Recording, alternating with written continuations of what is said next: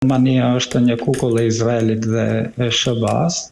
kur filloi agresioni izraelit-amerikan kundër Iranit, kancelari gjerman Friedrich Merz ishte në shtëpinë e bardhë dhe përkrahu agresionin kundër Iranit dhe gjatë gjithë kohës, sikur gjatë gjenocidit në Gaza apo tani gjenocidit që përpiqet ta bëjë në Libanon,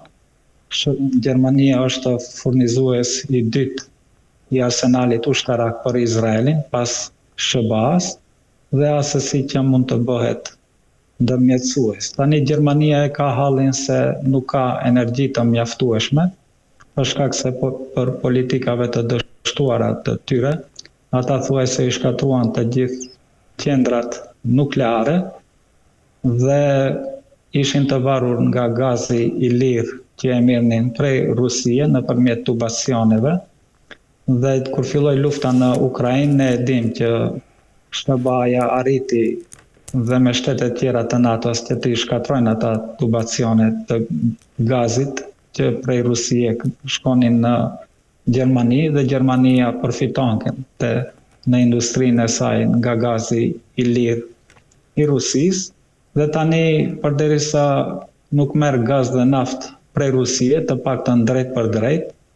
dhe prej Amerike është shumë i shtrenjtë gazi dhe me atë çmim të lartë ata nuk kanë përfitime për të prodhuar në industri, ata ishin të varur nga gazi që vinte nga Gjiri Persik, vinte po ashtu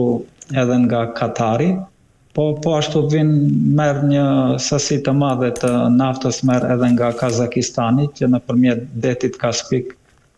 dhe Rusisë kalon dhe furnizohet edhe Gjermania me naftën e Kazakistanit. Tani Rusia apo Putini e ndërpreu që Gjermania ta merr atë naftë dhe Gjermania është në një panik të vërtet për shkak se çmimi i naftës është duke u rritur për çdo ditë dhe nuk kanë gaz dhe naftë të mjaftueshme dhe ata janë të detyruar tani të hyjnë në një marrëveshje me diplomacinë iraniane të kërkojnë leje nga garda revolucionare që anijet të mund të shfrytëzojnë ngushticën e Hormuzit, po nuk besoj që garda revolucionare do t'u hapte atë të drejtë, përderisa këta pion politikan gjerman të Izraelit nuk e ndryshojnë politikën e tyre, nuk e rikthejnë demokracinë në Gjermani përsëri, që qytetarët gjerman të kenë të drejtë të kritikojnë edhe qeverinë e Izraelit dhe të shkëputet nga varësia izraelite politika gjermane. Përderisa është kjo qeveri në pushtet, unë nuk besoj që do të kenë ndonjë sukses të t'i përmirësojnë marrëdhëniet ndërmjet Gjermanisë dhe Iranit. Ndërkaq zoti, një zyrtar i lartë iranian paralajmëroi se Teherani do ta konsideronte çdo ndërhyrje ushtarake për amerikane në ngushticën e Hormuzit si një shkelje të armëpushimit, pasi vetë Donald Trump njoftoi se po planifikohej një operacion detar për të shoqëruar kështu pra anijet e bllokuara në Gjirin Persik. Mendoni se rrezikon tashmë operacioni amerikan në ngushticën e Hormuzit të prishë të gjithë armëpushimin? Po kjo është lajmi i fundit, po siç e dim nga përvoja, fjalat e Trumpit nuk mund të merren asnjëherë seriozisht.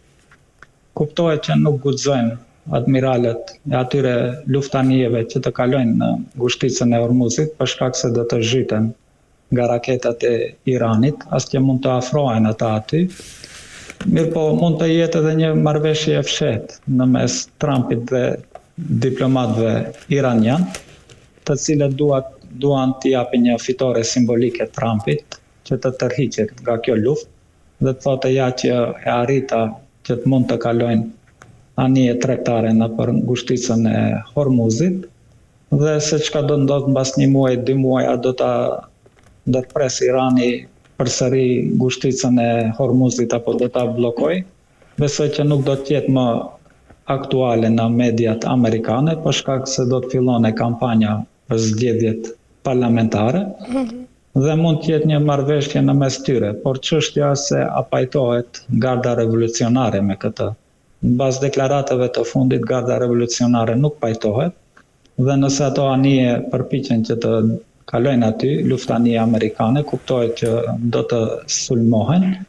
Dhe ndoshta kjo edhe mund të jetë një pretekst i Trumpit për shkak se ai e humbi të drejtën që të vazhdoj këtë luftë, për shkak se kaluan 2 muaj dhe tani është duke shtyr edhe muajin e tretë që është një drejtë ligjore. Mirëpo mbas 3 muaj nuk ka të drejtë që të vazhdoj këtë luftë dhe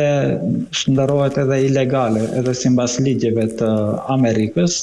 dhe ai do ta shfrytëzoj këtë sulm të Iranit, fjala se Irani e ka rifilluar këtë luftë, dhe ndoshta do të kërkoj në Senatin dhe Kongresin Amerikan apo dhomën e përfaqësuesve që të shpallin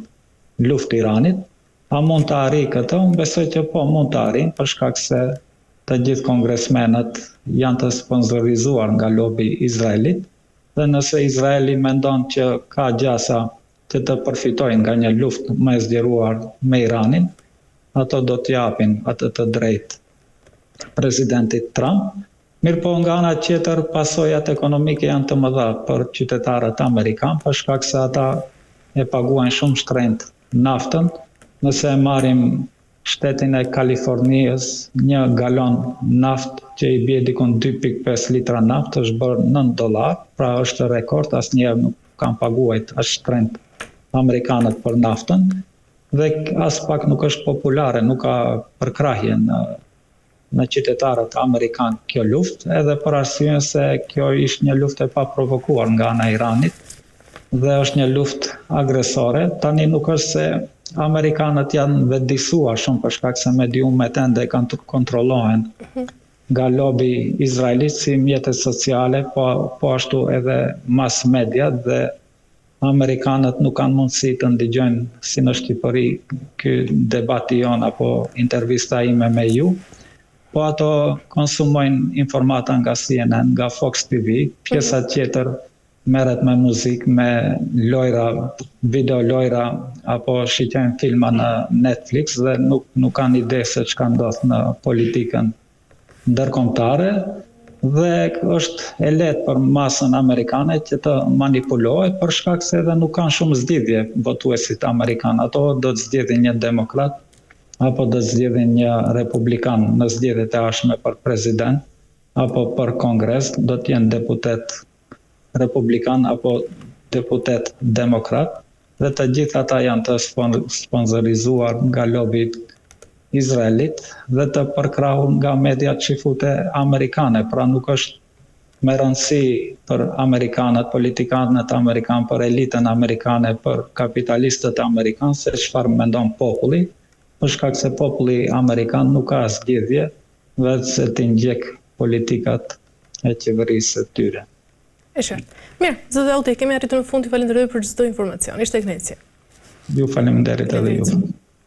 Mirë, shikues të nderuar, po mbyllim këtu këtë emision për ditën e sotme. Bashkë do të shihemi sërish nesër me tema të tjera. Deri atëherë, mirupafshim.